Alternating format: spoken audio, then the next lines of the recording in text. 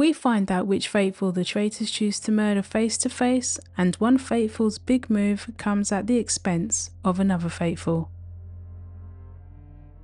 At the end of the previous episode, we were left with Caroline, Eric, Kristen and Ron tied up and blindfolded as they were awaiting their fate out in the woods. Even though getting rid of Ron would have confused the crap out of the Faithfuls, I didn't believe the traitors would do this. He is a perfect fool guy given his major role in getting Portia banished, so in my mind it was between Caroline, Eric and Kristen. One by one, those that survived were going to be questioned at breakfast to see if there was any discrepancies between the stories. Seeing Ron enter was no surprise, as he is highly suspected as being a traitor. Though strategically speaking, it was best to keep Ron in the game. I would have found it fun to see their faces if Ron was eliminated. It wouldn't be so fun for Ron, but just fun for me. Next to enter was Lisa. I was bracing myself because we were going to witness Lisa's acting, as she was meant to be one of the Faithfuls tied up and blindfolded. It was so funny when they were trying to catch Lisa out. I was waiting to see if Lisa would trip up. For me, she did, but not in the way the other players were looking for.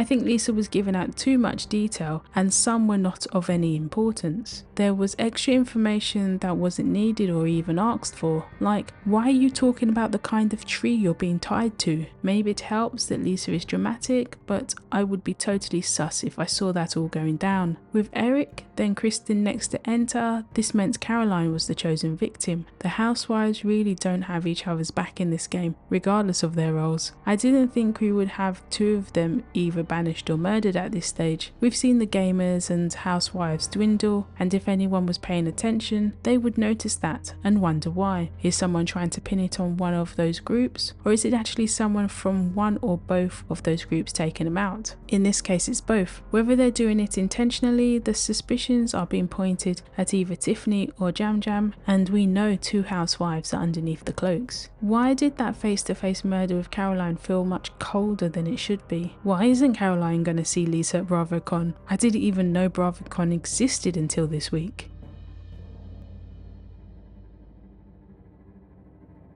The players split into teams and went in search of spears in the woods. With each spear found, they were to light up the spear and plunge it into one of the giant beasts. Each time they lit up a beast, $2,000 would be added to the prize pot. While plunging the spear into a beast, they needed to say a name of a player they want to take a shield away from. The players had 25 minutes to complete the mission. During the challenge, Monet actually said they are suspicious of Lisa, with Candice hearing this and later telling Lisa, "I feared for Monet." It all depended on anyone else hearing Monet's comment. In some instances, it seemed like the players were picking names because that person was on the team that picked them. It was very tit for tat. Then there were some players taking losing a shield a bit harder than others. As they lit up all 10 beasts, $20,000 was added to the prize pot. The ones whose names were called out and don't have protection from murder were Ron, Tiffany, Monet, Michael, Tara, Stephen, Lisa, Moira, Johnny and Jam Jam. I'm surprised Natalie hasn't been seen as a threat yet for either the Faithfuls or the Traitors. The gamers have been targeted for murder and banishment, but Natalie's name hasn't come up for consideration for either. I find it fascinating and wonder if she can ride it out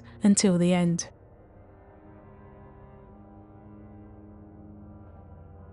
Leading up to the round table, it was giving me school vibes. We have the football player looking to go after someone he deems as the brains. It's also been noticeable how detached Ron seems from the group. We've seen less of him in the edit, not talking too much with the others, though there was a moment in the library in this episode. I wasn't sure if it was a case of Ron being ostracized from the group, him keeping himself to himself, or a bit of both. Ron at least explained that he's not always on, so that might account for it. The obvious person up for banishment was Ron, but Colton had been working the room so that he could go after Tiffany. We had Colton being misguided in his suspicions against Tiffany, while Tiffany was also being misguided by the fact her three suspects were Ron, Jam Jam and Michael. While I wasn't sure what name would get the most votes, it was clear that whoever it was going to be a Faithful. I'm not sure why Ron automatically thought Moira was a traitor purely based on hearing light steps when he was blindfolded and tied to the tree. There's a number of possibilities, so I don't know what specifically made Ron think of Moira. Eric had been keeping one big piece of evidence to himself, and he told everyone at the round table. He heard a laugh while he was blindfolded and he thinks it was Tiffany. Those musical ears might need some retraining. How have we got to the state where Tiffany is being accused by multiple people? One observation I have from the first set of episodes is that this group of faithfuls are so easy to lead astray. It doesn't take much because they're not thinking that they might actually be told false information by a traitor. Instead, they are being manipulated by faithfuls and not thinking about what they've seen or heard for themselves. They're taking everything someone says as gospel and not questioning it. Then they find out too late that the information might not be as ironclad as it was made out to be. Following Colton's plan and Eric's ears, most of the players voted the same way. Tiffany was banished, with only Candice and Michael voting for Ron. Does that mean the others will treat Colton and Eric the same way they've been treating Ron? Part of me thinks they won't. Both Big Brother players are now out of the game. They really don't fare well in the US version. One interesting thing that came after the round table was the conversation between Kristen and Michael. Michael thinks one of the three people he's calling the hunks are a traitor, those being Colton, Rob R and Steven. It seems like Michael's day of sitting back and being quieter has paid off, as he's actually listened and watched people. Though he hasn't pinned one down, the fact he's correctly identified one amongst that group is interesting. I foresee two possible problems. I think he'll end up going for either Colton or Steven. I don't think he'll be the best person to put this across. He gets worked up and loud, and I think a lot of the faithfuls won't listen. Not just because of how he might deliver it, but also because some think he's a traitor. Up in the turret, the traitors had a big list to pick from for murder. With Tiffany's banishment and Lisa also being on the list, there were 8 faithfuls to choose from. Ruling Ron, Michael, Jam Jam out of suspicions around